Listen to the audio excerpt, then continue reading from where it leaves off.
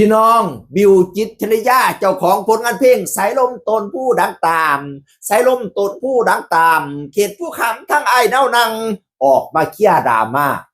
ม่าหลังจากคนเห็นเล่าโพดลงไปร้องเพลงร่วมกันกับเพลวพาวแสงทองผู้ใดมีกิจกรรมกับเพลวพาวเตรียมตัวเคลียร์ดราม่าเลยนะคะคนกับบาเล่าต่างๆหน้าทำน้องบาเล่านี่โคบซ้อนเน่โคบทั้งนั้นแล้วก็โคบทั้งนี่เป็นนกสองหัวเน่ประมาณว่ามาไรเจ้ากินเขาไรเฮี้ยนโคบไปตาพื้แบบนี้ใส่บ่ได้แล้วก็เลยออกมาเคลียร์ดราม่าพี่น้องมูลเหตุจากที่เล่าไปขึ้นคอนเสิร์ตอยู่ร้านอาหารเปิดใหม่ร้านตำนานคนอีสานสุวรรณภูมิซึ่งเป็นของบอสบอสบอยแล้วก็มาดามไก่พี่น้องกะเล่านี่แหละเป็นศิลปินไปขึ้นห้านบัดนี้ทางแพ้วเผาเนี่ยได้รับเชิญเนื่องจากว่าข้าเจ้าลูกจากกันกับอันบอสบอสบอยเนาะเพิ่นก็เลยเชิญแพ้วเผากับไปกับสั้นไปกับทีมงานเพิ่นนั่นแหละก็เห็นนี่ลุยเห็นนูนซี่เห็นฮอตซี่หลายผู้หลายคนอยู่ไปรวมงานเมื่อนั้นพี่น้องข้าเจ้ากันบิวจิตขึ้นห้านข้าเจ้ากับฟอนกันแต่โคบตัวเด็กฟอนอยู่ข้างล่างก่อนบัดนี้คนก็สิให้อยากให้เพี้ยวเผาขึ้นทั้งห้านแล้วก็อุตสาห์ขึ้นห้านให้ย่างดีผู้ใดปานนั้นก็เกิดดราม่าด่าหมอยกับเราอยู่ก็ยังว่าไปขึ้นเวทีข้าเจ้ากับฟีเจอริ่งกันดีเว้ากันวันบิวจิตกับเว้าหยอกเพี้ยวเผาดีแม่ขึ้นมาแม่เพี้ยวเผาผู้ใดตั้งแต่เพี้ยวเผาเอามาไล่ไปให้ทั้งล่างเห็นสั้นก็โอ้ยผู้บ่าวรอรออยู่แต่งเสียที่เป็นผัวเขาว่าสันเซลสั้นก็ได้พี่น้องข้าเจ้ากัตโลกโบก5หยอกกันดีอยู่ร้องเพลงน้ำกันมวนซืนพี่น้องกับเพลงของจินตลาที่กำลังปลุกกระแสในตอนนี้เนี่ยสมนำนาอยากเป็นบ้าฮักเขาเองฮักเขาอีลีอีร้อนนะร้องน้ำกันพี่น้องมวนซืนเป็นตาหนายพี่น้องหลังจากร้องเพลงจบปุ๊บแพ้วเผาก็ไปขึ้นรถตู้บิวจิตก็นำไปส่งฮอดรถตู้ผู้ใดแลนำเด็กแพ้วเผากำลังสิไปแล้วมันเป็นสัมพันธไมตรีด้านศิลปินนำกันพี่น้องเป็น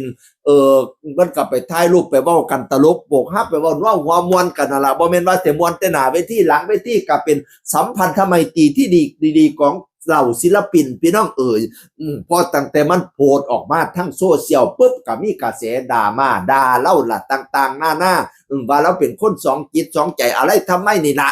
เราก็เลยออกมาเคลียร์ดราม่าว่าดราม่าจนได้ว่าซั่นบิวจิตรชริยาว่าไม่เป็นไรทุกคนฟังเด้อตัดเรื่องเล่าต่างๆหน้าออกไปตั้งสติตั้งสติคอยบ่ได้ผิดกันกับไผบ่ได้ผิดกันกับฝ่ายใดฝ่ายหนึ่งคอยบ่จำเป็นต้องเลือกทางเพราะทุกคนคือมิตรภาพเพื่อนสายอาชีพเดียวกันเข้าใจเด้อบ่ได้อยู่เป็นบ่ได้ต่อแหลหยังทั้งสิ้นเลยคอยมีแต่ความจริงใจให้กับทุกฝ่ายบ่เคยก้าวไกลบ่เคยโพดเรื่องส่วนตัวเรื่องครอบครัวของเพิ่นทั้งสิ้น